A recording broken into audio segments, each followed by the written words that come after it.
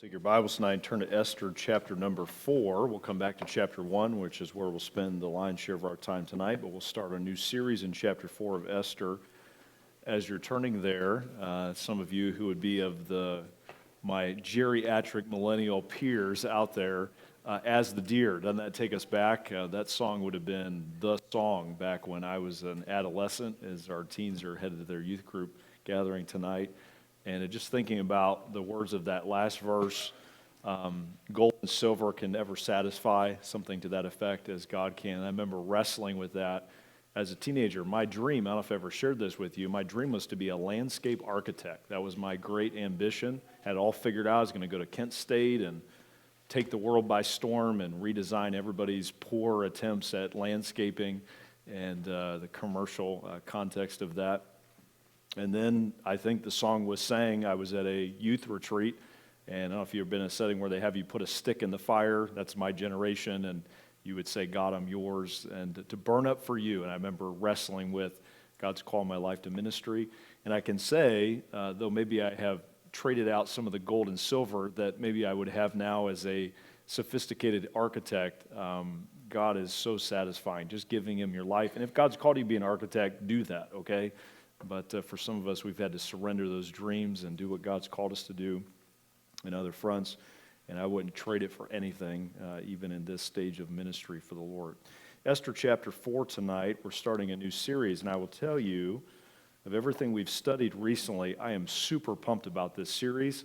I think it's going to really challenge your pastor in preparing the study and the sermons already just for this one tonight.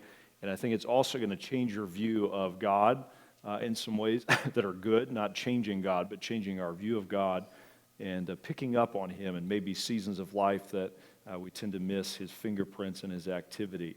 So with that in mind, go to Esther chapter 4, and let's read verse 14, which provides the phrase from which we derive the title for our study. So we'll be looking at this. I think we've got slated 12 or 13 studies as we work through the book of Esther. I think it's 12.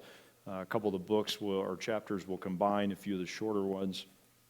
But look, if you will, in Esther chapter 4 and verse 14. So we're in really the crisis moment of the book, the pivotal chapter. The Jews are made aware of the fact that Haman, the bad guy in the story, is going to attack and slaughter the Jewish people.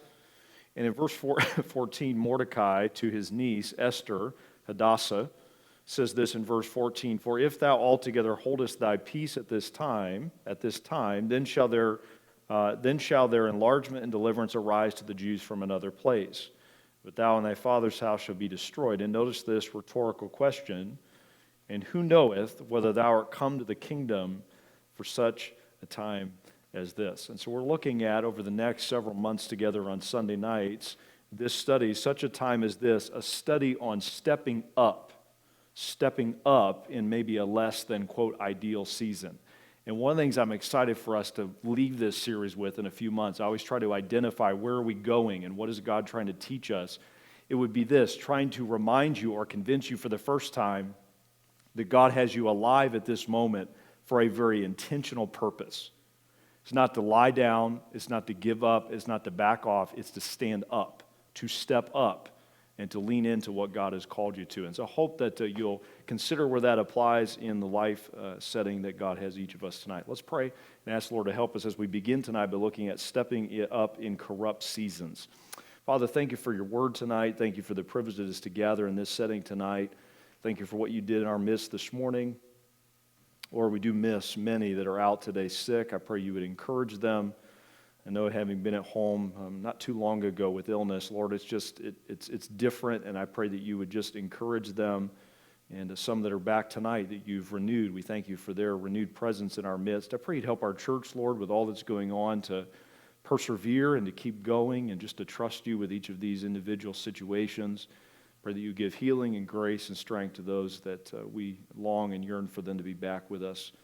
And we pray now as we enter this time of study of your word, as we enter this new series, that you would convince us anew and afresh that we are alive on this planet and in this very moment for a specific purpose and calling. And Lord, I pray that we would step up into that. The men in the room, I pray you would help them. I pray for our ladies, and I pray for the young people in the other room tonight, that each of us would own the space and time and human history that you've put us, that we did not choose for ourselves, but you've chosen for us to impact others as we study this morning through evangelism, to stand against evil, to stand up against that which would hurt and hinder your reputation and your will being done. We pray that you would help us, give us wisdom in that. Bless this study in this series, we pray, in Christ's name. Amen.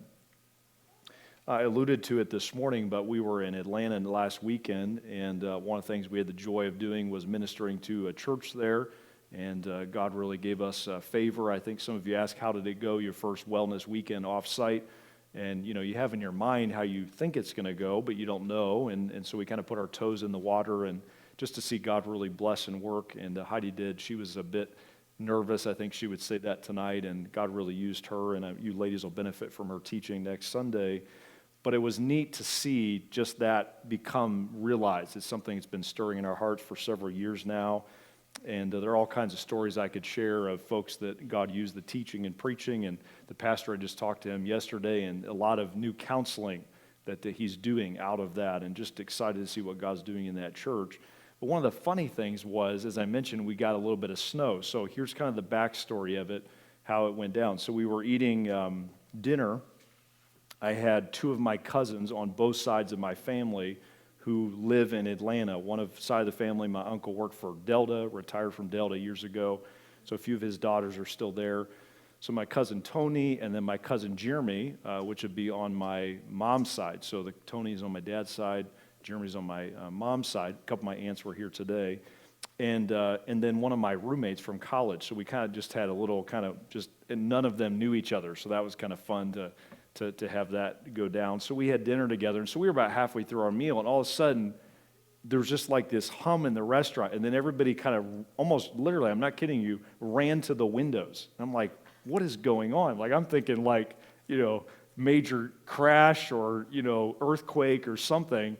And I said to my cousin, one of my cousins said, what are they doing? He said, it's snowing out. Like it was like this, he couldn't even say it out loud, I'm like, it's okay, you can say it, And they're just panicked. And so I really thought, okay, we must be getting it was colder than I thought. And I walked out afterwards, and literally there's none on the ground and just a little bit on a few umbrellas and cars. All that got everybody all worked up. And so we were talking about that over dinner. I'm like, what is with you people in Atlanta with a little bit of snow? And so we were talking about it. One of the things that came up, I don't know if you remember this story, but back in 2014, they had what they call Snowmageddon, which in Atlanta equated to 2.6 inches of snow. We get that that's not even a blip on the radar for us, especially now, with the piles of snow outside in the parking lot.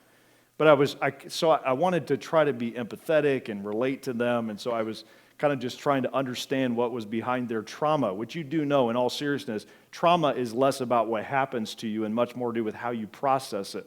So something that would be traumatic to you would not be to me and vice versa. And so I dug into the story, and here's just a quick summary of it. So on January 28th, which incidentally was the night it was January 28th, not of 2014, but of 2022. So exactly whatever that is, 8 years removed. The city had just over 2 inches of snow, brought the city to its knees. And I remember this now. It became kind of a joke where you had people stuck on the interstate for over 24 hours straight. Kids had to stay at school overnight. Those poor teachers are probably really still traumatized after that, okay? And it had a list of things of thousands of people, and basically what happened, the snow started coming and everybody panicked and tried to leave downtown Atlanta at the same time, and it literally came to a screeching halt. 2 people in the church came up to me after I mentioned that in church and said that they waited as long as they could in their car before nature called, if you follow the drift. Just sitting in their car, after about 18 hours, you do what you have to do. And I thought, you know what? I can relate now a little bit more to the trauma that's associated with those 4 words, S-N-O-W, snow. And so may I just say tonight as we begin, as it relates to especially, I guess the analogy would be this, winter seasons. God's people are not on top of the pile right here in Esther chapter 1. They are subservient to. Much of Jerusalem is in ruins, and we have Nehemiah and we have Ezra who've gone back to the city. That's kind of the context, but these people are still in Persia. And it feels like the world is winning and God and his people are on the run. And yet we see in the story not perfect people, but people willing to step up. And so I hope tonight a lot of parallels to our day will be willing to do the same. One author said this: if God has a 6-letter word for encouragement, it is the word Esther during winter seasons, E-S-T-H-E-R. And so through this book, he gives us encouragement that in winter seasons, God is still at work. One other kind of interesting thing by way of introduction, along the Dead Sea, and I meant to have a picture tonight and didn't have one, of, remember the study of Qumran, the scrolls that were found? Do you remember this? Happened back in the 40s, was the initial finding. They found several since, but there are these caves up in the ledges and the cliffs along the Dead Sea where they found remnants of the oldest copies of the Bible still in existence, like were actually the parchment or the scroll and the writing of the scribe on them. And what's interesting about that discovery is how much of it is exactly consistent with what we still have today, God's preservation in even our English Bible as well as others. But there's one book missing, and it's the book Esther. In the Qumran scrolls, they found every book, all of Isaiah, and large chunks of much of the rest of the Old Testament, but the one book that's missing is the book of Esther. Now, what's interesting as well about that is the fact that Esther is one of only 2 books in the Bible that does not include the name of God. So you have Song of Solomon, and then you have the book of Esther. And it's interesting that during winter seasons, when things seem bleak and it seems like everything is not moving in the right direction, sometimes it also feels like God is a million miles removed from where we live and what we're navigating in real time and space. And so into that context, we find now this story of Esther that reminds us that God is still at work. And I will tell you, it's amazing to me. I'd encourage you to read it. Sometime read through the few books before Esther and then read the books after Esther. And it's amazing how God's everywhere in the other books and then he just disappears for 13 chapters. And if you feel like God has disappeared tonight, can I encourage you, don't back down, don't give up. He's still moving, he's still working, and he wants to use you as a part of his plan and purpose. And so that's the overview of the book of Esther, and I hope that God will use it to challenge you in the weeks to come. Now, here's the challenge tonight as it relates to our study tonight in chapter 1. The tendency is often we fail to step up for God, especially in these winter seasons of life, because we're trying to warm ourselves, warm our souls, warm our minds, warm our hearts with the same carnal things that the world does. So before we can step up into maybe some things God wants us to do, we have to first be willing to disassociate from the carnality in our world, the corruption in our world, and allow God to lead us in his will for us. And so the question tonight is this: in a cold and corrupt world, how do we, in contrast, faithfully step up for the Lord? Let's talk about 2 forms of corruption that are described. If you go back to our text now to Esther chapter 1, let's talk about 2 corrupt components or characteristics that Esther and Mordecai and the Jews of their day had to navigate and process in this difficult season of Jewish history. Let's talk about 2 of them in the time we have left. Number 1, first of all, let's talk for a few minutes about corruption that is powerful. Number 1, powerful corruption. Powerful corruption. Now, before we read verses 1 to 6, can I give you an overview of the Persian Empire, which was not a blip on the radar? You know, we hear of Alexander the Great, we hear of some of the Roman Empire. The Persian Empire was a massive, well-funded, well-empowered, well-endued kingdom. To give you just an overview, the setting here is in the city of Susa, 5th century BC, which Persia today would be modern-day Iran. Okay, so that's the region of the world where we're talking about. The empire was, in its day, what Rome was to the 1st century. It was massive, it was overwhelming, it controlled the lion's share of the world. In fact, during the reign of Darius I, also known as Darius the Great, It controlled more than 2.9 million square miles. The empire consisted of roughly 44% of the world's population, which at the time was an estimated 50 million people. It stretched from some 4,464 miles from what is now Punjab, India, to Khartoum, Sudan. And so the best way I can bring that, what does that mean? Would be to take two, if you can look at a map of the United States, breadth-wise, put two of them together, that's the breadth of this empire. Just a massive span of land and humanity, and controlled much of that. There was much power consolidated in the Persian Empire. All right, with that in mind now, let's read these first few verses that set the table for the book and the context in which God used Esther. Now it came to pass in the days of Ahasuerus. This is Ahasuerus, which reigned from India even unto Ethiopia, over 107 provinces. That in those days, when the king Ahasuerus sat on the throne of his kingdom, which was in Shushan the palace, in the third year of his reign, he made a feast unto all his princes and his servants, the power of Persia and Media, the nobles and princes of the provinces being before him, when he showed the riches of his glorious kingdom and the honor of his excellent majesty many days, even 180 or 80 years. All right, let's talk about a couple of things as it relates to corruption that should not distract us from stepping up for the Lord. Number one, stand up when those in power possess great wealth. Step up when those in power possess great wealth. And we're talking about corrupt leaders that also have great resources. Isn't that a deadly combination?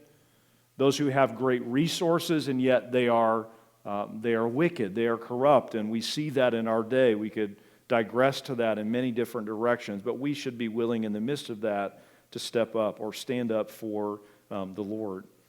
When Alexander the Great, which would have been the one who conquered the Persian Empire, when he entered Shushan, when he entered the heart of that empire, it's recorded in history that he discovered in today's dollars the equivalent of 54.5 billion in bullion and 270 tons of minted gold coins. Massive wealth, just mind-boggling. I mean, imagine, my dad did trucking for a while. You could get maybe 16, 17 ton in a dually truck, and just do the math, 270. We just see amazing tons of this gold. So great wealth that was possessed by this kingdom.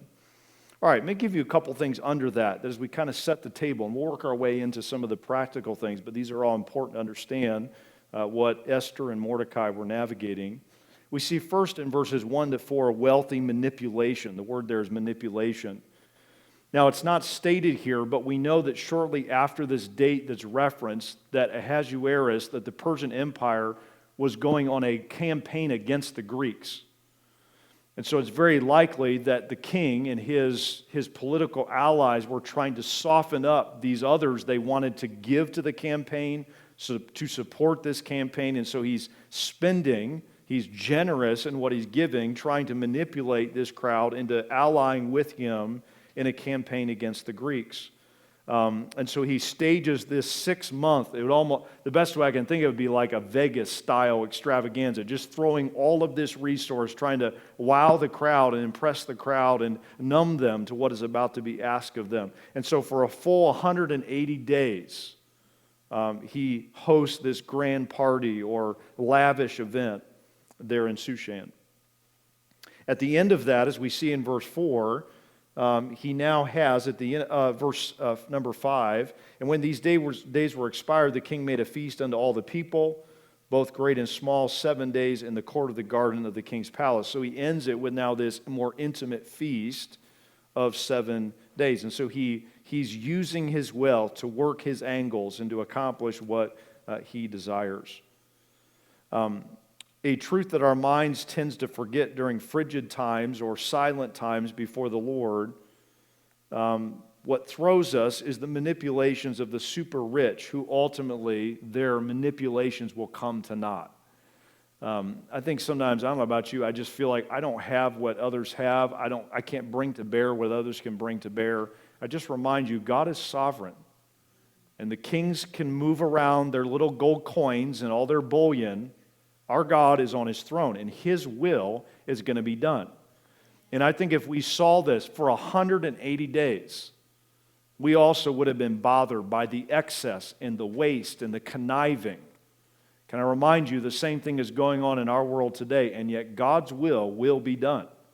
And so for us, we have to stand on that. We have to be confident in that, even when others have greater resources at their immediate disposal. Now in verse 5, as we read, he now has this more intimate feast. Notice he pulls out all the stops in verse 6. Where were white, green, and blue hangings, fastened with cords of fine linen and purple to silver rings, and pillars of marble. The beds were of gold and silver upon a pavement of red and blue and white and black marble. So just again, this excess. Number 2, wealthy excess. So wealthy manipulation, wealthy excess. Just pulling out all the stops to wow and impress the crowd that is before him. And it's interesting, I would ask you this question. Have you thought about this? Who wrote the book of Esther? Who is the one that is even describing what we're seeing in chapter 1? Who was there firsthand seeing it? I would submit to you, if you were to talk to God about it, and again, I'm not trying to speak for God, but I think based on the narrative, the book of Esther is almost more about Mordecai than it is about Esther. In fact, I would challenge your thinking, who is the main character of the book of Esther? I think it's God, who is not mentioned, but I think secondarily, I think in the credits at the end of the movie, I think the first name listed might not be Esther, it might be Mordecai if God's the one directing the script. So it's very likely that Mordecai was the human vessel or instrument that God used to record much of this book. Esther's in the palace, others are navigating other challenges. Mordecai seems to be the continuity in the book. So what I bring that up right now to say this, it's very likely that what's being mentioned here in verse 5 and 6, Mordecai had been invited to this private feast. And as he's looking around, he's writing down and recording what he saw and experienced. And so Mordecai was on the inside track. He saw the excess. He saw the manipulation.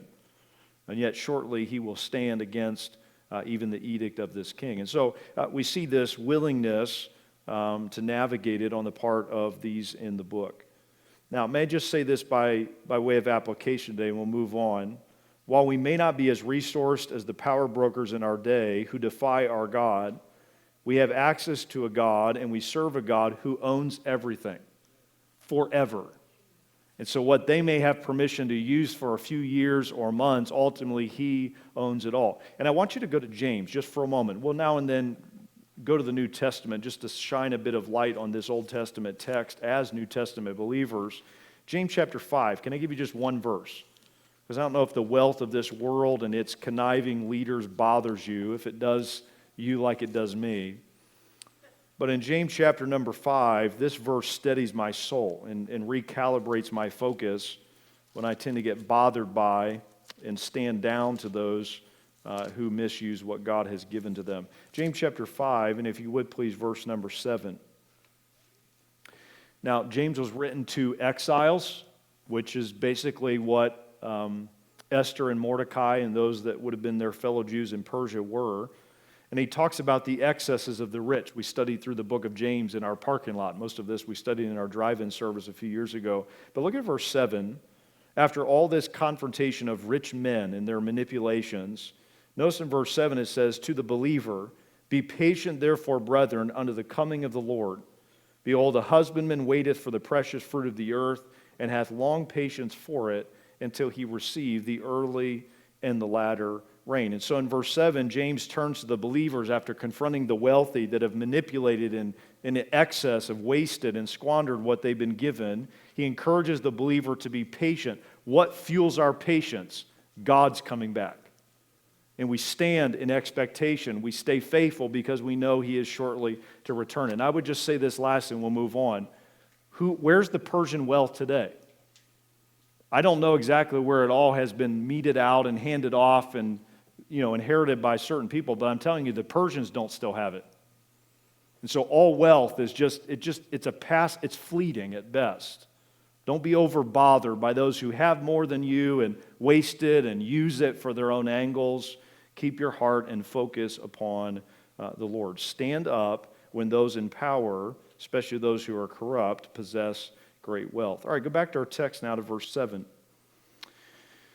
And this excess goes on, this powerful corruption. Verse 7, and they gave them drink in vessels of gold, the vessels being diverse one from another, and royal wine in abundance according to the state of the king. Verse 8. And the drinking was according to the law, none did compel, for so the king had appointed to all the officers of his house, notice this, that they should do according to every man's pleasure. Number 2, stand up when those in power promote great carnality. Stand up when those in power promote great carnality. I know Ethan's going to answer this to the positive, who taught last week, but any other cat people out there besides the Kleins? Any other cat people? Any? Okay, few of you. All right, now for those who are any anti-cat people in the room, I'm trying to create division. Oh, man, look at these people, Ethan. Pray for them. I'm actually I would maybe lean that way. The other day, someone sent me this picture with the following caption. Can you tell what it is? Here's the caption. When you're comfy, but just a little bit too hot. You just, you're in bed and you just stick your leg out. It's a cat leg inside a cat house, Ethan. Cat. Oh, God, it's weird. It is kind of weird. Some of you have nightmares now about that. But where you're comfy, but just a little. Have you ever done that? You're like warm, but you just want to get your toes or one leg out or one foot out. One of the things that I think we struggle with as it relates to those in power when they're corrupt is we're trying to survive, and they're just wasting. Like they have so much excess that they're just dabbling in things, just putting their foot out, if you will. Just they have so much comfort and convenience, and we're like in survival mode. And sometimes when that is true, we tend to get our eyes off of God and what He would have for us. And here in the text, he mentions 2 aspects of this carnality. First, if you're taking notes, jot this down, alcoholic carnality. So it's fueled by drinking and alcoholism and living in excess in this area as well. With all that they had in resources, they throw much of it toward this, alcoholic carnality. And I know I'm preaching to the choir when I say this, but a lot of carnality and alcohol, they go together, right? I think the best way to avoid carnality and addiction is to abstain. And we teach and preach that as a church, and God will have to work in you on that if that's not where you're at tonight.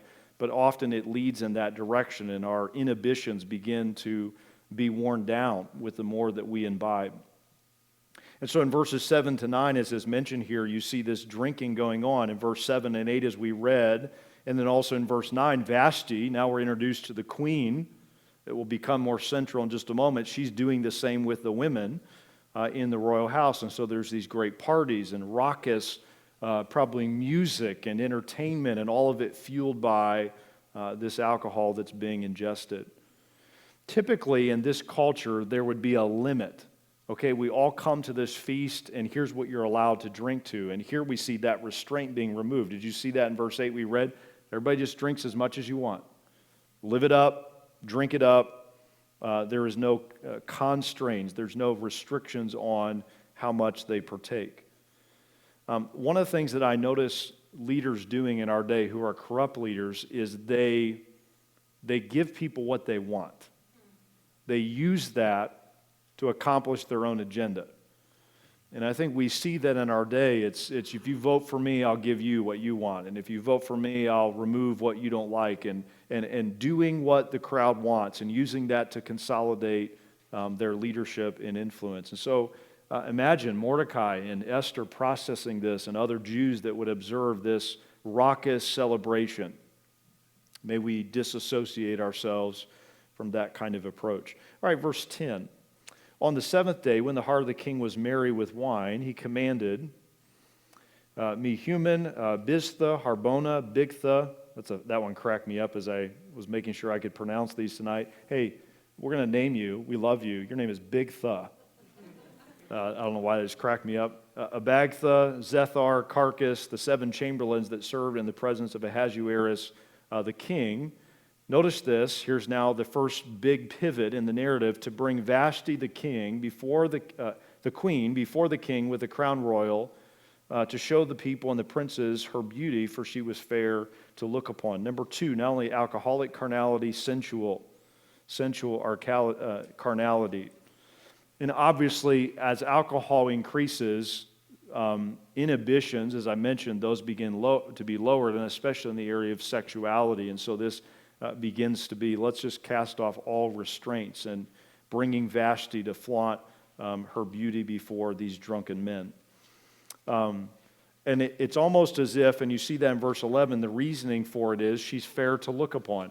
That was the motivation. This woman was a beautiful woman and a trophy wife, if you will, for this king. In fact, the name Vashti, if you're taking notes, you may want to write this down. Her name means the best. Vashti, that name in Persian, she was the best. She was the ideal. Whatever the ideal looking woman in that day was, she was the embodiment of it. And so we see now the alcohol carnality leads to this sensual carnality. Now, according to the Midrash, which is it's a Jewish book that kind of adds commentary to the Bible or interpretations of the Bible. According to that document, Xerxes, as you see back in verse 11, for the queen to come before the king with the crown royal, that she was called, and I'm not trying to be whatever with this, but literally called her to come with nothing but the crown, and to flaunt her sensuality and to put that right out there for those men. So you have this very sensual, fleshly, carnal moment, and the powers that be seem to be doing whatever they want. Now notice what Vashti does. And we don't know her spiritual condition. We don't know a lot about her, but at least she had a line she wasn't willing to cross. But the Queen Vashti refused to come at the king's commandment by his chamberlains. And so she refuses to be objectified, to be put into this situation. She refuses to go along with this drunken whim of the king. Now, a key point tonight, because we're going to come back to this. Persia was not a safe place for women. I don't know that we appreciate fully, because I think one of the things that this series has done already in my mind is it's changed my view of Esther and Mordecai. I don't make them quite as great a heroes or heroines as I tend to, and excuse away all of their shortcomings. But I also don't allow a romantic feel to be added between Esther and this king. He's a loser. He's a self-absorbed, insecure man, and we're going to talk more about that. There was not, and I've seen movies, A Night with the King, and so I'm just throwing out random things that I've seen over the years. Esther and this king, there was not that between them. He was using her as he had Vashti, and so Persia was not a safe place for women.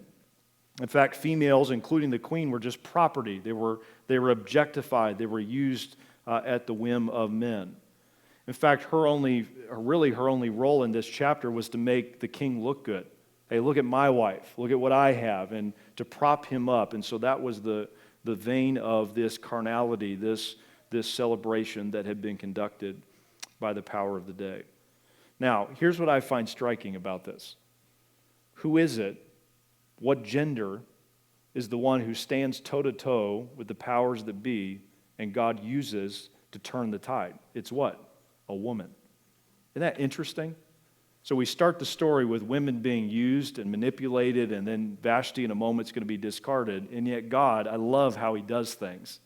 He uses the very thing that the king despised to turn his will. And I just want to encourage you tonight, whatever our world mocks, whether it's we as Christians tonight, we're still the means by which God's going to get his will done. And we can be marginalized and mocked and even abused and made fun of in our current culture and world. But for the young people and each of us at whatever stage we're at tonight, God can use us. And we see God doing that with this dear woman, Esther. So don't buy the lie that, well, those in power are carnal and they're corrupt and they have all the wealth and we're just a bunch of losers. The end of the story has yet to be written. All right, one more New Testament verse, and then we'll come back to the second half of our chapter, Ephesians. Would you go there for a moment? This is key as well in this first week of our study. Ephesians chapter number 6 and verse 11.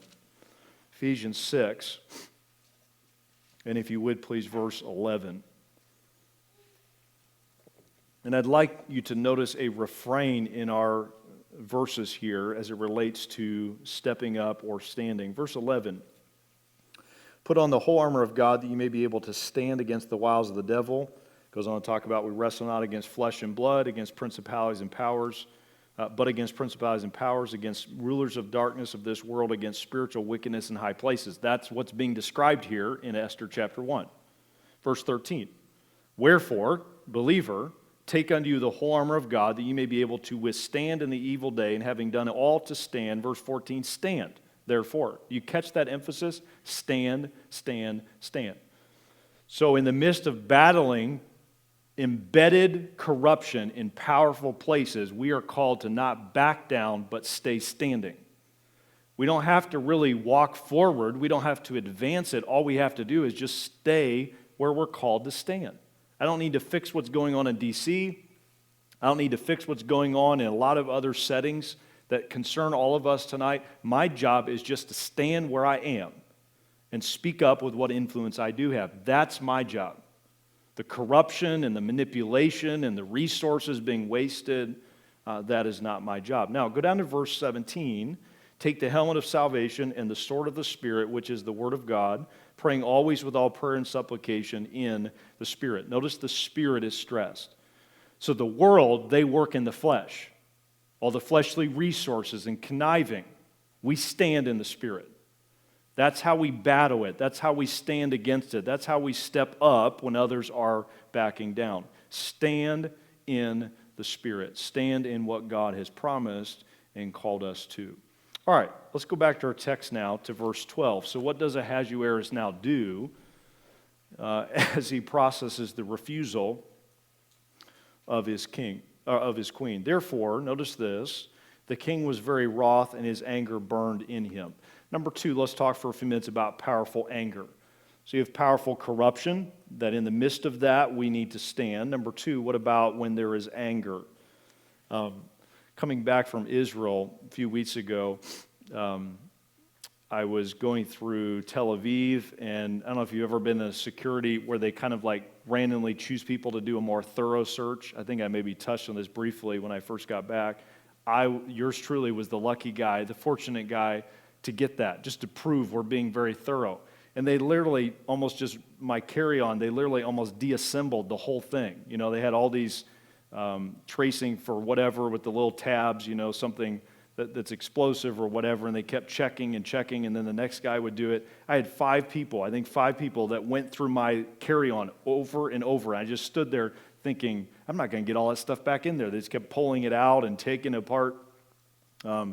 And they're only speaking Hebrew, which I think they were doing conveniently, you know, just because I couldn't understand them. So at the end of it, the thing that bothered them was my laptop. So I've had a laptop, several laptops, but this one I've flown with several. I mean, I flew there with it, and they just kept running it through the scanner, and there was something in the inside in the keyboard. They kept pointing and saying things in Hebrew, and they run it through and run it through again. And finally, I could sense this is an issue. And I was starting to get frustrated. My flight's getting ready to leave. There isn't a one till tomorrow night from Tel Aviv. And so I was kind of trying to push them without making them totally angry. And it ended with them saying, you can go, but your laptop's going to stay for further. I'm like, no. You know, I'm like trying to fight. And so they ended with, we're going to put it in a box. They took like one layer of bubble wrap and wrapped it and then put it in this big box. I'm like, that thing is going to be like in crumbs by the time it gets back to me.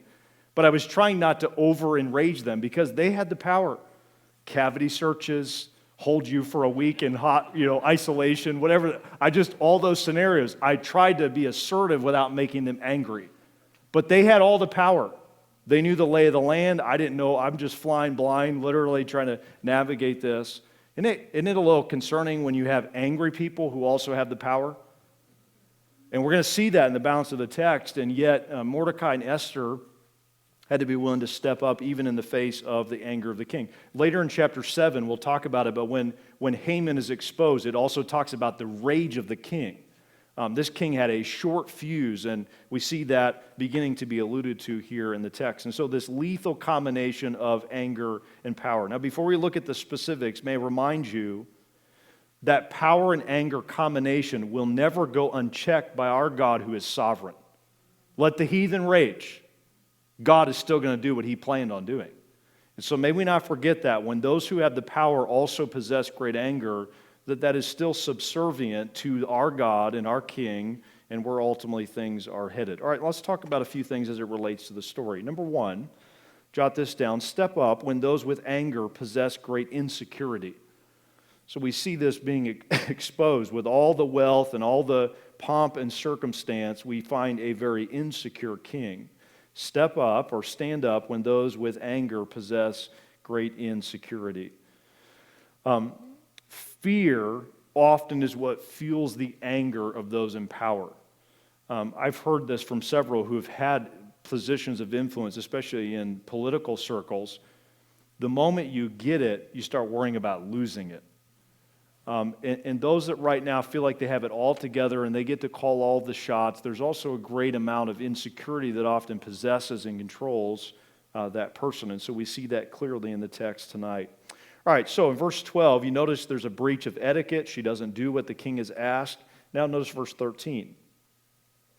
Then the king said to the wise men which knew the times, for so was the king's manner toward all that knew law and judgment. And next unto him was Karshena, Shethar, Admatha, Tarshish, Merez, Marsena, Memucan. We'll come back to him. He's going to speak in just a moment. The 7 princes of Persia and Media, which saw the king's face and which sat first in the kingdom. Here's the question: what shall we do unto the queen Vashti according to the law? Because she hath not performed the commandment of the king Ahasuerus by the chamberlains. All right, let's talk about a couple things that insecure leaders do that we have to be willing to step up or stand up even in the face of. Number 1, blame-shifting counsel. Blame-shifting counsel. Isn't it interesting? The only person that's blamed here is Vashti. Not the drunken fools, not the carnal, animal-like, beast-like men sitting at the table. It's her. It's her fault. All that's happened is because she didn't go along to get along. And so we see them blame-shifting where they themselves are at fault. The blame is shifted to Vashti, not to the drunken and unreasonable king. Now, here's what I love about the story, though that's what happens, and they keep talking about the law. Isn't it interesting? I love how the Pharisees, actually I don't love, but it's ironic to me that the Pharisees, when Judas comes back, remember with the blood money? It's not lawful for us to take what is innocent blood. And they're the ones who paid Judas to betray Jesus. And so the selectiveness of what's lawful. One of the things I love about the story here is what they claim is lawful or ultimately is trumped by, is transcended by the law of God. In fact, we're reading the book tonight, the law of God, that says, nope, you guys aren't right. And the end of the story is what you claim as right and wrong is not what God declares ultimately to be right and wrong. And so they are ultimately exposed as we even read the story again tonight. All right, notice verse 16. And Memucan answered before the king and the priest, Vashti, the queen, had not done wrong to the king only, but also to all the princes and all the people that are in all the provinces of the king Ahasuerus. Verse 17, for this deed the queen shall come abroad unto all women, so that they shall despise their husbands in their eyes when it shall be reported. The king Ahasuerus commanded Vashti the queen to be brought in before him, but she came not. Verse 18, likewise shall the ladies of Persia and Media say this day unto all the king's princes which have heard of the deed of the queen, thus shall there arise too much contempt and wrath. Number 2, so there's blame-shifting counsel. Number 2, there are fearful conclusions. Fearful conclusions. Memucan here speaks on behalf of the rest of the princes that we read, their names that are listed there. And he emphasizes that what Vashti has done is going to become contagious, and other women will stand up against their kings and not do as they are bidden. They will disobey their husbands. And so all these male assessments reach these fearful conclusions. Here we see that he amplifies it by bringing it to bear to him. And if you notice in verse 18, likewise shall the ladies of Persia and Media say this day unto all the king's princes. Who are the king's princes? Memucan is one of them. I don't know if you're familiar with a guy named J. Vernon McGee or not. I remember when I was in Bible college, I'd drive to work in the mornings while I was in school and listen to his resonant voice as he would break down a text and whatever book he was in. J. Vernon McGee once suggested that this guy Memucan, in his commentary on Esther, that he was a hen-pecked husband, and he was trying to shore up some things at home through this edict. I find that hilarious, but also likely. He's saying the princes are going to be disrespected when they go home, and he probably been pecked to death as he was trying to figure out how to rein in his wife. And hey, here's a chance. Let's make this edict. And just interesting how everybody's self-serving in the story. At least I think we can ascertain that. And some of you henpecked husbands out there, however God applies that, okay, in your life. But this fearful conclusion, and you can smell the fear in those words. It's illogical, the sequence of their thoughts here. And we're going to get to more of them in just a minute, but there is fear, there is insecurity, and if we don't rein things in, the whole world is going to come apart. That's kind of the spirit. They're over-exaggerating. They're exaggerating the consequences of this moment. Again, demeaning women, putting them in their place, and again, God's going to answer that with his heroine Esther. May I just say this by way of application tonight? Remember that with all of their bluster, the leaders of this present world are often fueled by a deep, abiding insecurity. See through the shell, see through the bluster, see through the loud speech and trying to overwhelm you with what they're saying. Stay the course by keeping your heart and mind stayed upon Jehovah. Listen to me, who precedes them and exceeds them. Someday there'll be nothing. There'll be a footnote to history, and God, our God, will still be king.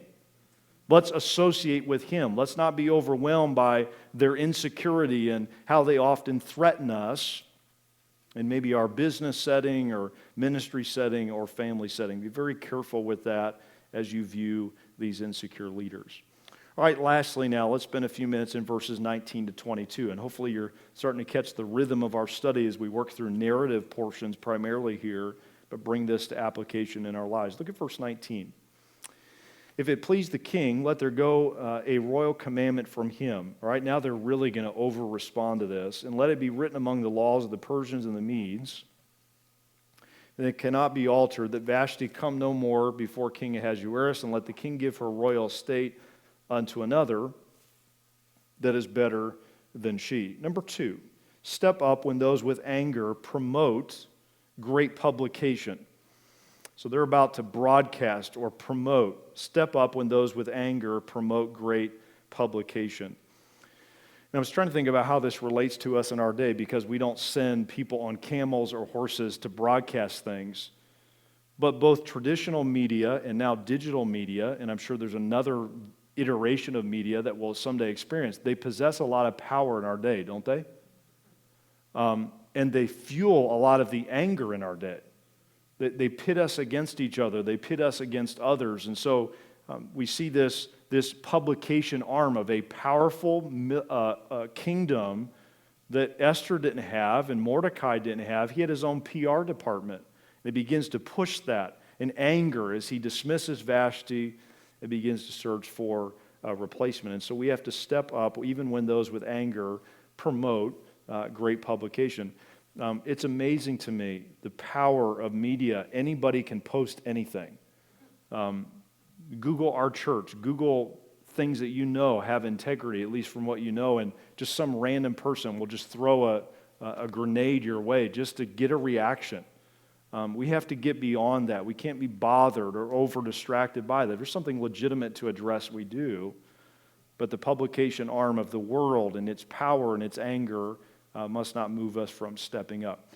The only way I know to avoid criticism, and I think even you find it here, is to do nothing, to just back down. And I think some of us, if we're honest, we're not stepping up because we just don't want to deal with the heat. We don't want someone to say something about us or spread something about us.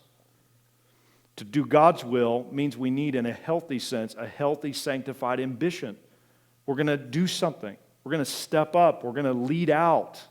And whatever others say of that, we have to be willing to let some of that go. Trust God to deal with that in his time and way. All right, 2 things about that quickly. First, the public response. So we see this public response. You don't see Ahasuerus going to the private chambers of Vashti and resolving this. I would just tell you this, as a counselor, if these men had been wise counselors, they would have told him to handle it in private. But instead, they blow it up further by broadcasting in a smear campaign to marginalize and minimize this lady's integrity. And so we have to be careful. When others respond in a public manner, may we not allow that to quiet us or back us down when we're supposed to still stand faithfully for the Lord. And so we see the Memucan and these other men, they set in motion this great public response, foolishly so, drunken still, probably the alcohol still in their breath and fogging their minds, and they begin this public assault of her integrity. Now it's interesting in verse number 19, where it says, "Let it be written among the laws of the Persian and Medes that be not altered." That's a key phrase because these men were protecting themselves. If Vashti was ever reinstalled, these guys would have been deposed. So they're trying to protect themselves and prevent future consequences, and so they're being very self-serving and strategic in what they're doing publicly around them. All right, lastly, notice the response of the king and those in his court, verse 21. "And the saying, all that they advised the king, pleased the king and the princes." Of course, it pleased the princes. They're the ones that gave the advice. "And the king did according to the word of Memucan." Number 2, and lastly, self-gratifying decisions. Self-gratifying decisions. My wife has been, for some time, been in, knitting and crocheting and whatever else. I don't even know what you call some of the stuff that she does. But this past Christmas, she did something for her class, and I wanted to show you this picture. She made donuts. So she spent literally from end of the summer till, I forget how many kids are in her class, but she knit the donut itself and then stuffed it and then put the sprinkling and the icing and all of that on it. And it was just neat to see her put the love into that. And she gave her kids, I think, a gift card to Dunkin' or something with it, but gave her little 6th graders this donut. And she said just watching them walk around with it, glowing as they carried it the last day of school before Christmas break, she had invested the time in that. I know my boys were looking at him and saying, "Yeah, but you can't eat them." That was what they were thinking. I probably was thinking the same thing. Do you know many times we make things for our own gratification? We knit things together, we create things, but if we're honest, it's really just for us. And I think as we look at our world and the powers that be, we often see them making decisions that are only self-serving. The king here makes the decision, not because it's the wise decision, but because it pleases him. It's interesting, the phrase pleasing the king only occurs 9 times in the Bible. 2 in the book of Nehemiah, remember where he's kind of conveying to the king of going back to Jerusalem. The other 7 are in this book. Please the king, please the king, please the king. And I think we see in our day, that is the lion's share of leadership. They're leading for themselves. They're not leading as servants. They're not doing what's right necessarily. They're doing it as self-serving leaders. And so in the midst of that, here's the tendency. We become cynical about leadership and we don't lead ourselves. What's the best way to deal with self-gratifying leadership? Be different as a leader ourselves. The best way to empty something, a glass full of air, is to fill it with water. The best way to supplant faulty leadership in our day is for us to lead. Let's stop sniping and criticizing others. Let's be the change in our homes and in our community and at work. And it's always about the boss and it's always about the loser that I'm under. What about our own leadership?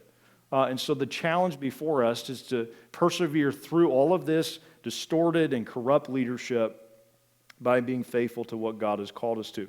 All right, lastly, verse 22, he sent letters into all the king's provinces. Back, if you will, in verse number 1, it says there were 127 of them. So he sends out all of these letters according to the writing thereof into every people after their language. So the Jews would have received this as well, that every man should bear rule in his own house and that it should be published according to the language of every people. So he has great resources at his disposal.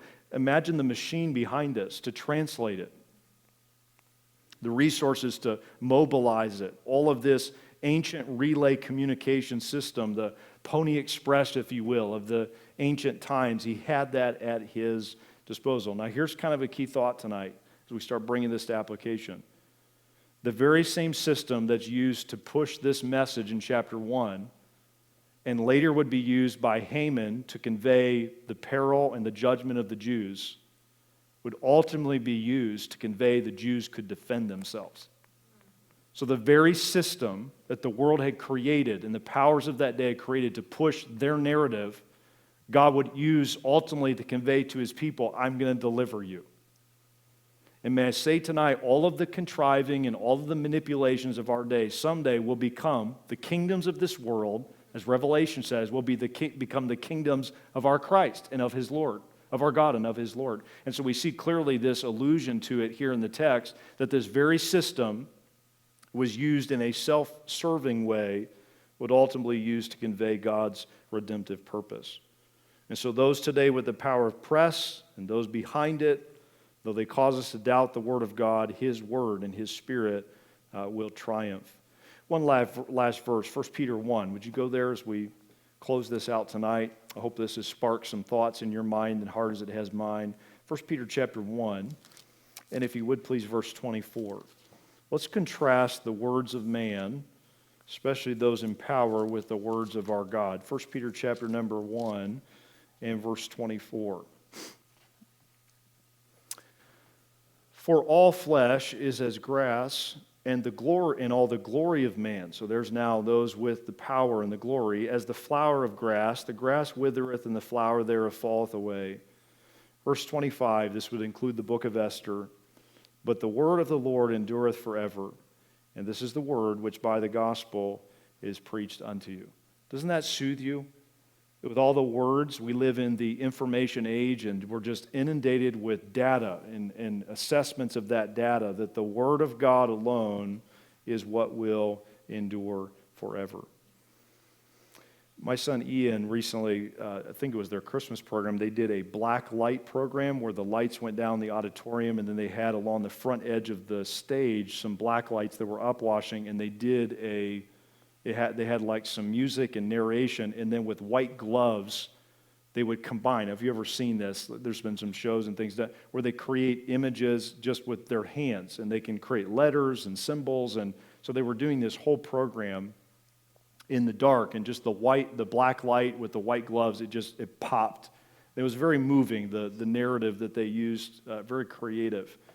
And I was thinking about that as it relates to the dark day in which we live. How are we to live in a corrupt world? How we live in a corrupt nation? We're not what we wish we were as a country. We don't have some of the moorings that maybe used to ground us as even Americans. Are we to blend in? Are we to assimilate? Are we just to back off? No, I think it's time to stand. And if there's any time to stand, it's right now. If there's any time to step up, it's right now. And I would remind you tonight, Mordecai and Esther, one of the things that's probably going to challenge your thinking, we're going to get to it in chapter 2, is Mordecai and Esther were guilty of blending in. They're eventually going to get pushed into a corner where they have to stand. But initially, Mordecai, if he's at this feast in chapter 1, he was going along to get along. Esther goes to the palace, and they're kind of just trying to blend in to a corrupt culture. And ultimately, God challenged them, and they responded to that challenge by stepping up. May we as God's people not blend in. May we step up for His glory and honor. Last thought, and we'll pray. My cousin lives in Augusta, Ohio. It's a huge, sprawling metropolis. I'm just kidding. Over by Canton. There's no stoplights, at least last time I was there. And my grandma, her sister and her husband had called Manful Orchard. It's a big orchard there, at least for Augusta standards. And there's a little shop, and you can stop by during warmer seasons. And my cousin, Rebecca, be my second cousin, posted this just yesterday, this quote. I love this. Quote, "Every gardener knows that beneath the cloak of winter lies a miracle." Every gardener knows that beneath the cloak of winter, as a true orchard manager that she is, lies a miracle. And can I tell you tonight, it's what we're doing right now in the winter season of life, literally with the snow all around us, about to take over and hide our building from public eye, or some other frigid, I'm in a holding pattern, I'm discouraged, everything around me seems to be in ruins. Nothing I hoped and dreamed of 20 years ago has come true. I don't know, whatever you're hitting up against that just you can't get that breakthrough. Can I challenge you, just beneath that lies a miracle.